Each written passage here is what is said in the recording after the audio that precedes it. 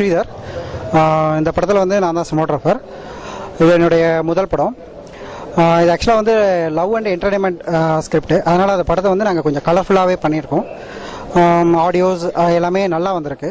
அதுக்கு மேக்ஸிமம் வந்து விஷுவலாகவும் நான் வந்து கலர்ஃபுல்லாக கொடுக்கறதுக்கு ட்ரை பண்ணியிருக்கேன். இந்த படம் வெற்றியடைய ரசிகர்களாக உங்கள்கிட்ட வேண்டிக் கொள்கிறோம். இந்த படத்தில் ஷூட்டிங் வந்து நிறைய ஆக்சுவலாக அந்த ஸ்கிரிப்டே வந்து ஒரு பொய்டிக்கான ஸ்கிரிப்ட் தான்.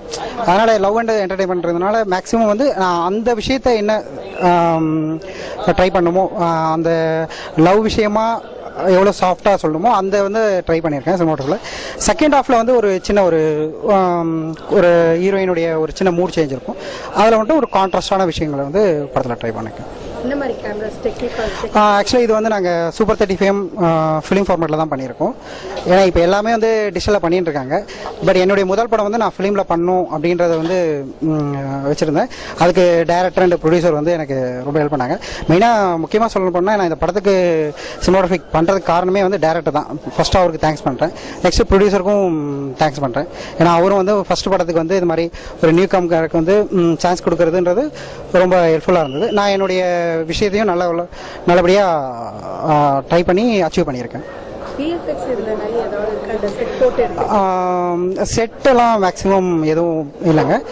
லைவான விஷயங்களை வந்து மேக்ஸிமம் சென்னை, பாண்டிச்சேரி, ஊட்டி ஒரு நாள் ஷூட் பண்ணியிருக்கோம். ஒரு சாங் வந்து பப்பில் பண்ணியிருக்கோம் பெங்களூரில். அது வந்து கொஞ்சம் ட்ரை பண்ணி ஒரு விஷுவலாக ட்ரை பண்ணியிருக்கேன் சாங்கு. இதில் எந்த சீன் ஏதாவது ஒரு டிஃப்ரெண்ட்டாக அந்த மாதிரி இல்லை சேலஞ்சிங்காக ரொம்ப நேரம் டைம் இல்லை, நாங்கள் ஆக்சுவலாக இந்த படம் சொல்லப்போனால் ஷூட்டிங் டேஸ் பார்த்தீங்கன்னா 49 டேஸில் நாங்கள் வந்து டோட்டல் பிக்சரே முடிச்சிட்டோம். டைரக்ட் வந்து என்ன வேணும் அப்படின்ற விஷயத்தில் தெளிவாக இருந்தனால சினிமாட்டோகிராஃபரை எனக்கும் வந்து அந்த விஷயத்தை வந்து ஈஸியாக பண்ண முடிஞ்சுது.